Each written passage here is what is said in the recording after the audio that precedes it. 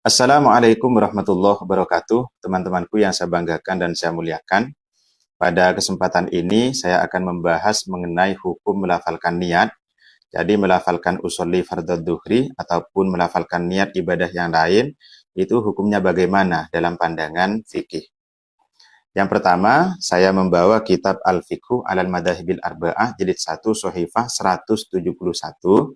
Dalam kitab ini ada pembahasan mengenai melafalkan niat dalam pandangan 4 madhab, teman-teman ya. Langsung saja kita baca. Bismillahirrahmanirrahim. Yusannu ayyatalafadhu bilisanihi bin niyati ka'ayyakulah bilisanihi usolli fardhu dhuhri mathalan. Jadi sunnah melafalkan niat dengan lisannya, seperti melafalkan usolli fardhu dhuhri. Itu hukumnya sunnah. Wa hadzal hukmu muttafaqun alaihi inda Syafi'iyyati wal Hanabilati. Jadi hukum sunnah melafalkan niat ini disepakati oleh madhab Syafi'i dan madhab Hambali. Nah, ini sudah jelas teman-teman ya. Kemudian dalam madhab Maliki dan madhab Hanafi disebutkan innat talafudhu bin niyati laisa masyru'an fi sholati. Melafalkan niat itu memang tidak disyariatkan pada kegiatan sholat. Illa idza kana al-musalli muwaswisan, kecuali jika musalli orang yang melakukan sholat dia waswas. Jadi bagi orang yang waswas maka dianjurkan, disunahkan melafalkan niat. Dan secara spesifik Malikiyah menyatakan innat talaffudhu bin niyati khilaful aula. Melafalkan niat itu khilaful aula. Jadi tidak sampai makruh apalagi haram, hanya sekedar khilaful aula. Menyalahi praktek yang lebih baik. Khilaful aula ini tidak makruh teman-teman ya, tidak sampai pada taraf makruh. Ini berlaku li ghairil muwaswisi bagi orang yang normal tidak waswas. Wa yundabu lil muwaswisi dan dianjurkan, disunnahkan bagi orang yang waswas. Ini dalam madhab Maliki. Dalam madhab Hanafi secara spesifik menyatakan innat talaffudhu bin niyati bid'atun, melafalkan niat itu bid'ah. Namun, wa yustahsanu lidaf'il waswasati, dianjurkan jika bertujuan untuk menghindari waswas. Jadi sudah jelas bahwa melafalkan niat dalam madhab Maliki dan Hanafi bagi orang yang normal itu tidak dianjurkan. Bagi orang yang waswas atau yang ingin terhindar dari waswas, maka dianjurkan melafalkan niat. Lalu kemudian kita sekarang konsentrasi pada pembahasan madhab Syafi'i.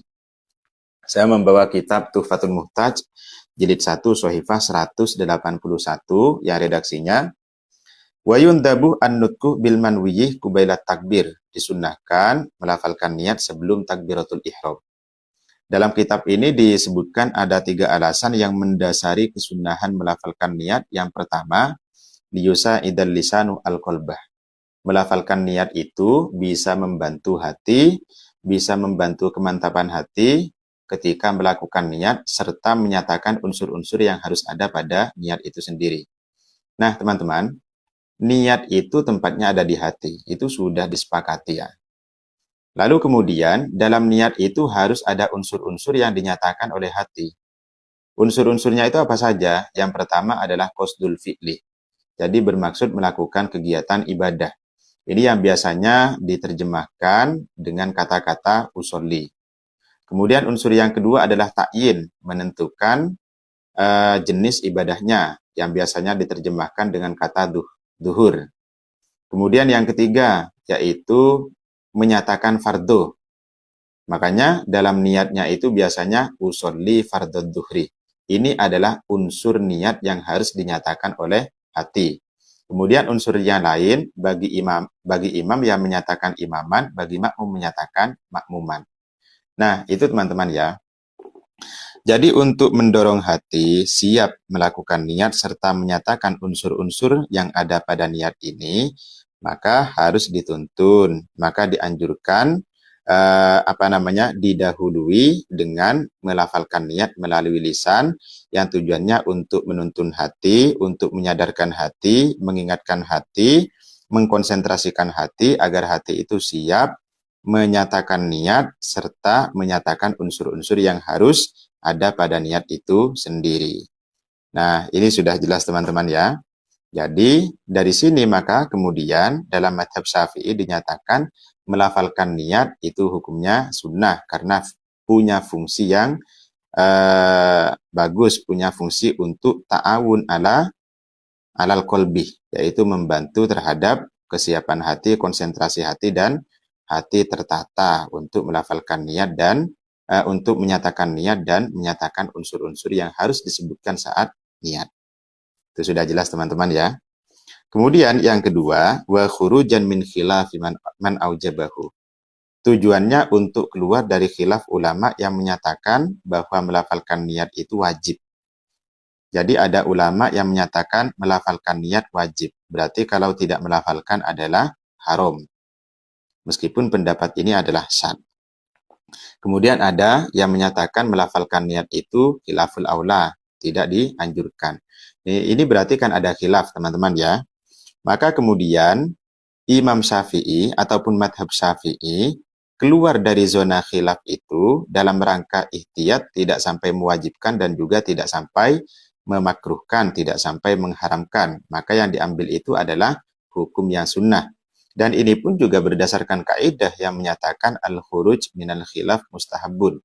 Keluar dari khilaf itu hukumnya disunnahkan, dianjurkan.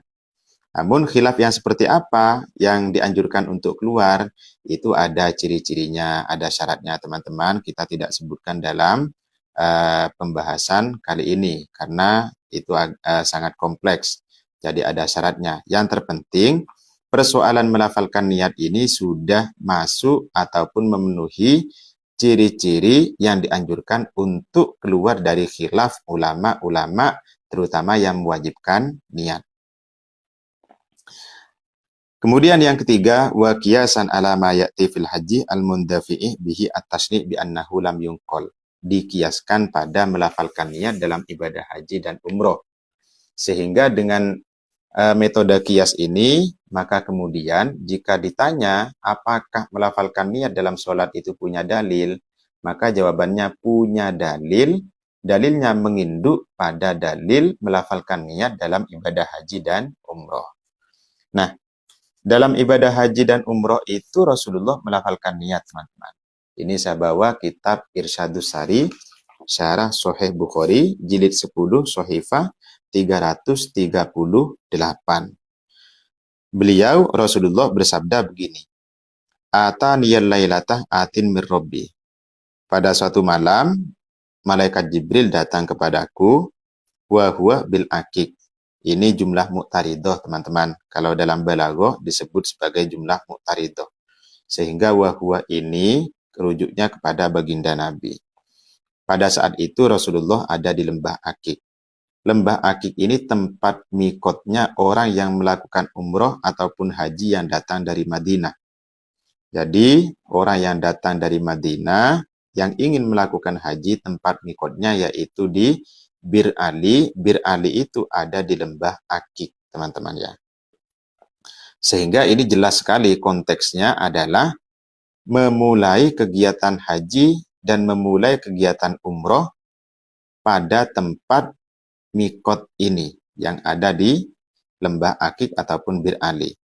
Saat itu malaikat Jibril menyampaikan begini, An sholli fi hadal wadil mubarak, wahai Muhammad, kamu lakukan sholat di tempat ini. Lalu wakul umrotan wahajatan, ucapkan olehmu umrotan wahajatan, labbaikah umrotan wahajatan. Sehingga Rasulullah mengatakan ketika di tempat mikot itu beliau mengatakan labbaikah umrotan wahajatan. Ya Allah, saya datang memenuhi panggilanmu dengan niat melakukan umroh dan haji. Nah, ini talafud bin niyati, teman-teman melafalkan niat. Maka dalam kitab Irsyadus Sarinya dilanjutkan waruwiyah bin nasbi bi fi'lin muqaddarin. Jadi umrotan wahajatan itu dibaca nasab dengan fi'il yang disimpan jika ditampakkan fi'ilnya yaitu nawaitu umrotan wahajatan, saya niat melakukan umroh dan melakukan ibadah haji. Nah, di sini teman-teman ya sudah jelas bahwa melafalkan niat dalam sholat itu dikiaskan pada melafalkan niat dalam ibadah haji, sehingga dalilnya menginduk pada dalil melafalkan niat dalam ibadah haji dan umroh. Karena antara sholat dan haji ini kan punya tipikal yang sama. Tipikal ibadah yang sama, yaitu sama-sama ibadatan tahtaju ilan niyati. Ibadah yang keabsahannya tergantung pada niat. Nah, ini kausalitasnya. Kesamaan ciri-cirinya, kesamaan sifat antara haji dan umroh. Karena sama-sama ibadah yang keabsahannya tergantung niat, maka melafalkan niat dalam sholat itu disamakan dengan melafalkan niat dalam haji dan umroh. Artinya sama-sama disunnahkan. Jadi hukumnya sunnah karena ilatnya sama. Dalam kaidah fikih, dalam kaidah usul dikatakan al-hukmu yaduru ma'a illatihi wujudan wa adaman. Sehingga jika ditanyakan apakah melafalkan niat dalam sholat punya dalil, ada dalilnya, yaitu menginduk pada dalil melafalkan niat dalam haji dan umroh yang dilakukan oleh baginda Nabi Sallallahu Alaihi Wasallam. Jadi sudah jelas teman-teman ya, itu mungkin ini bisa memberikan wawasan kepada kita, mudah-mudahan bermanfaat. Assalamualaikum warahmatullahi wabarakatuh.